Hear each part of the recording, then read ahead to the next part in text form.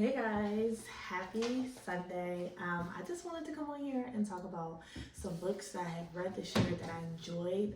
So, I have read this series by Miss Love Belvin. Love Belvin is a Black romance author, and her pen is it's amazing. And I am very new to the Love Belvin franchise. This is my second series from her. This is called the Love Unaccounted series with Pastor Ezra Carmichael. And I did say pastor. And so the Love Unaccounted series is about a pastor, Ezra Carmichael, who has the first book, it's a three-part series. So the first book picks up with him being back, like him having an encounter with God and him determining, like him surrendering to God and be like, all right, I'm going to stop running. I'm going to do ministry. And I'm going to dedicate, my life back to you for 7 years, right? So he's like, okay, 7 years, I'm going to do what I need to do to get back into, to like start to get into ministry. And then he's also like, but I need one thing, like if you want me to be a pastor, I need a wife, right? And then the beginning of the book, I didn't realize why he needed a wife, but he needed a wife because he needed a wife, okay? So Pastor Ezra is very into BDSM. And I think that's just like a wild concept to kind of talk about. Like, we're talking about BDSM, which is, like some very kinky and explicit sex. And then we have a pastor who, is a man of God, right? And supposed to, be holy and sanctified and all of those things. And the book series really kind of like blew my mind because I'm a believer. I love Jesus. But in the Bible, there are not many examples of, it doesn't really say what kind of sex you're able to have after you get married, right? So I think that this book kind of like challenges those, I'm going to say like, just like cookie cutter vanilla Christians, who get married, and these are people who may have waited into a marriage to have sex, and then they decide to go and have sex, and after they get married, and like all is well, but like they don't really, or at least to my knowledge, there aren't that many discussions about having sex after you get married, and kind of like what's okay, what's not okay, right? Because the Bible doesn't specify, like, as long as you wait till you're married, you can do what you do. So Pastor Ezra, he wanted to wait for him to get married before he, became the official pastor of his father's church. And his family, the Carmichaels, have been in ministry for generations upon generations upon generations. Okay, so they're very, very, very heavy in the church. And it's like, their life's calling. So I just kind of thought that it was really cool. So the book kind of like, for me, really just like rewired the way I think about, marriage, in a way that I like view sex through the lens of God and through the eyes of, what's okay and what's not okay. Like once you get married, and there really, again, isn't much on what's not okay. So it kind of was like really cool to read this series and to see a pastor, a man who prides himself on being one with God, and prides himself on really just discussing the Bible and being able to pray for people. And he has like one of his spiritual gifts are is healing and prophecy. Like, but then for him to have an arranged marriage, because this is arranged marriage trope, with his wife, a total stranger, but a woman who is not into ministry, who doesn't really know God, and really wouldn't consider herself a Christian until like maybe like in the second book. And I'm totally giving away the plot, but it's still really good. You should totally read it. Yes, I just thought it was like pretty cool to like read this story and to see Ezra grow as a man, and not necessarily grow like as a pastor, but grow as a husband, and to grow as a partner, and to learn how to communicate, and to learn that like you know, yes, you're called to ministry, and yes, you have this sanctified relationship with God, but you also have to, you know, share the love, that the intimate love, and the fact that you don't know everything, and the fact that you are going to mess up, and the fact that yes, God did give you this wife, but you still have no idea, like, really how to treat a wife, and not in an abusive way, but in a way like that shows compassion, that is caring, that lets her into your heart and lets her see that, you know, you're human, and that you mess up, and that, you know, you may not necessarily know what to do because this is your first time being married, and like his first time kind of like in a real committed relationship. And then we have the female main character. What is her name? Oh my gosh, I'm like horrible at remembering names for people in books, which is absolutely insane. Oh, we have Lex.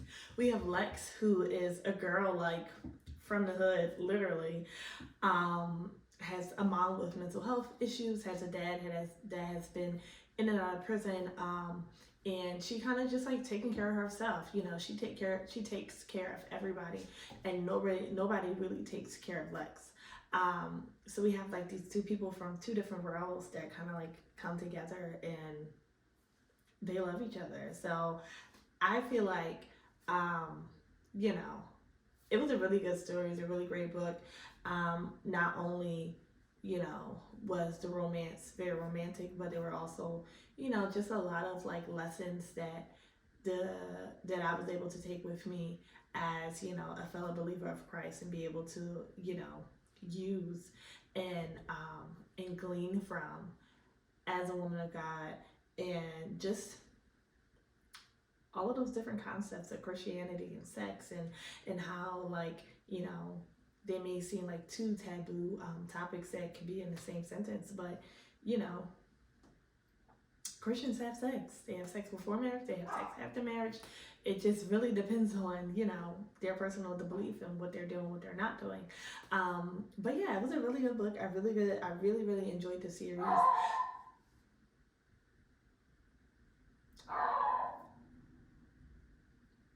Gabrielle, be quiet. My puppy's barking, but it's okay.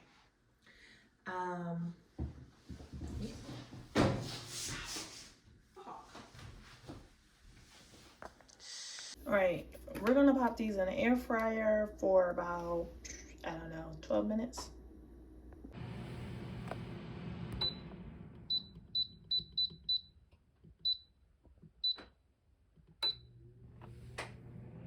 All right, so I wanted to show you guys a couple of books that I started and I plan to finish, but I kind of like, I don't know if it's just me. So like, I'll start a book, I'll put it down, especially if it's a paperback, and then I'll forget all about the book and be like, I'm gonna come back to the book, I'm gonna come back to the book. Like, I have not been in my paperback book bag for a long time, and I don't know why. I feel like because I'm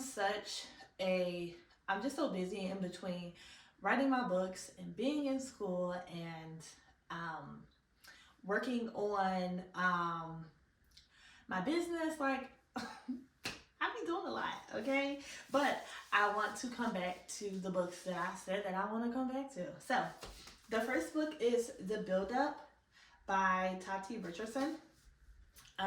This book is this is a Black romance. I primarily read Black romance.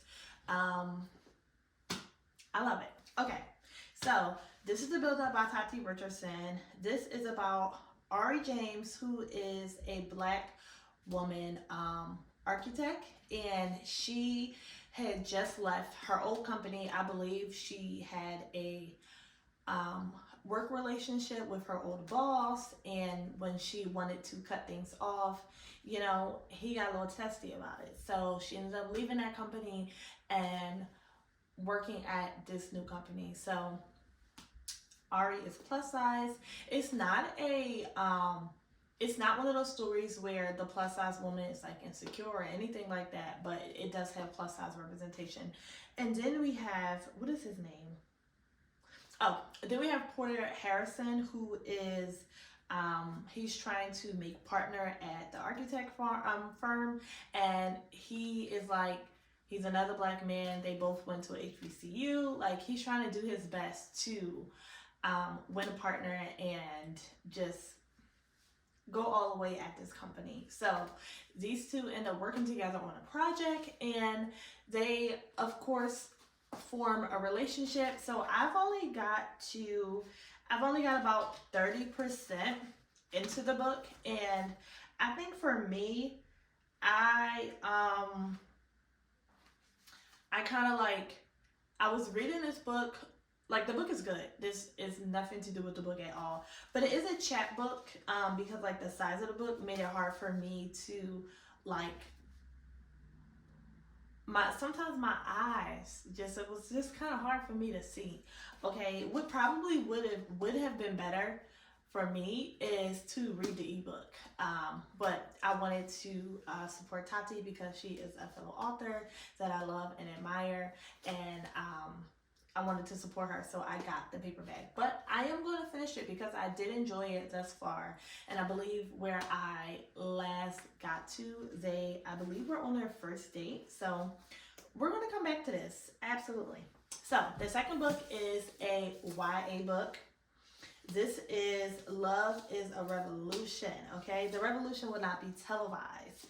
So we have, since I don't remember the name of people, okay, we have young Nyla, and Nyla, I believe, is entering her senior year in high school.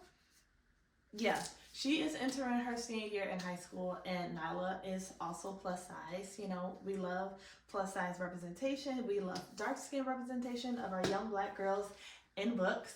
And this book is from Renee Watson. So this, we have Nyla, who is entering her senior year in high school.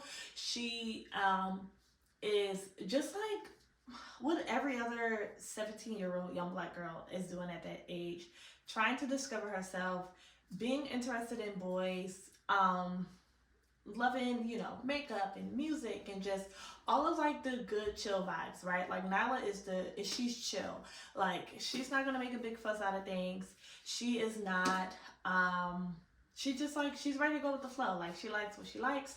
She likes to wear her hair in protective style. She doesn't necessarily like to rock her natural hair because she doesn't know how to do it that well, and she's just like, listen, I can't be bothered with it. So, but we have young Nyla who wants, she sets her eyes on a young Ty, and Ty is very pro-black. He is a young activist, and he is down for the cause, okay? He is kind of like, all right, he's like Huey in the Boondocks, and Nyla is more like, I can't name a character to compare her to, but like, she's chilling. She's not into all of that, but she then goes on to kind of curate herself to be the perfect girl that Ty likes. So she, her cousin, who is also a young activist, she kind of like joins in on her cousin's activist group, where Ty is the leader, and they kind of do things for the community, and they are really trying to make a change, right? Because I believe this book is kind of it talks about just like all of the unjust that, you know, black people have gone through within the last 10 years. So it kind of talks about a little like of those heavy topics, but we have a story where a young girl is, you know, trying to make herself fit into this mold, fit into this box, and she's lying about who she is to impress a boy. Like, and I'm like, dang girl. Like, I started tabbing the book a little bit. I don't know if you guys can see it because it's right here, but I started tabbing the book, and I'm really enjoying it. So I like annotated a few things, and I believe I have a little annotation key right here, and the blue is like love quotes or cute quotes, and the just kind of like a tan is anything funny, and the green is memorable, you know, things that I don't want to forget, right? So for a blue tab, we have, she says, Ty, so the scene picks up where Ty says, and what do you want me to teach you? And the book is from Nyla's perspective. So she says, he looks me in the eyes and I think he might put a spell on me. I can't talk or move. I want to lean forward, kiss him, and tell him something proactive about all the things he can teach me. Provocative about all of the things that he can teach me, but instead I take a long drink of water. Like, my girl, she wants this man real bad. But it's like, how do you form a relationship when you are going, you know, in it with all of the wrong intentions and all of like, well, it's not going to end well. Like, you started with a lie. And I think it just kind of like, I relate to her because, I mean, not that I had to lie to get, you know, a guy's attention, or not that I did that, but, you know, like, you want to be noticed, you want to be liked. I believe she's never had a boyfriend before. I don't even think she's kissed a boy yet. And it's just all of those things that, you know, us as young women who feel like we have to kind of like mold ourselves to be this kind of person in order to be seen. And I resonate with that so much. So, you know what? The problem with this book, not with this book, because the problems are not the books. The problems, I am the problem. The problem that I had was I was buddy reading this. And at the time, I was very busy. So, and it was my first buddy read. My buddy read, then she left me. And it does, absolutely, because I was supposed to be reading this book with her, and I was taking too long, and the book was done, so I just set it down and I never picked it back up. So I also want to finish this. And then lastly, we have Woman Evolve by Sarah Jakes Roberts. This is one of my self-help books. I love Sarah Jakes Roberts. She is a entrepreneur. She's a pastor. She's just all the things. Okay, Sarah, she's amazing. She's beautiful. She's that girl. So I got this book for my birthday 2 years ago. Best friend, if you're watching this, I did not finish this book. I told my best friend, said I wanted to read this book so bad, and she got it for me for my birthday. And I never went back to it. So I feel like for me, when I'm reading self-help books, I don't like to fly through them. I like to take my time. I like to read it. I like to annotate. And I really feel like, you know, when it is time for me to read a self-help book, I read a book at that right time. And God is able to speak to me through the book. And I just get so much more out of the book when I take my time like that. So, but I do want to pick it back up because Woman Evolve is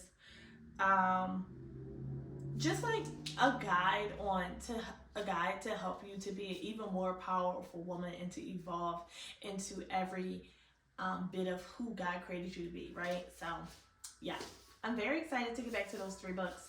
I don't want to start a new paperback book until I've gotten through all of these, and I think that this is cool because they're all in 3 separate genres. Like, we have self-help, we have YA, and we have romance, right? So I'm very excited. Like, and they're colorful. Like, the covers are beautiful. It is a vibe. So we're going to get back to those. Guys, thanks for watching this video. As you can see, my eye is red. I don't know what happened. My pinky is also very swollen. We're just going to lay down. We're going to lay down. But thank you for watching this video, and come back. Hit the subscribe button so that you know the next time that I upload a video. Bye.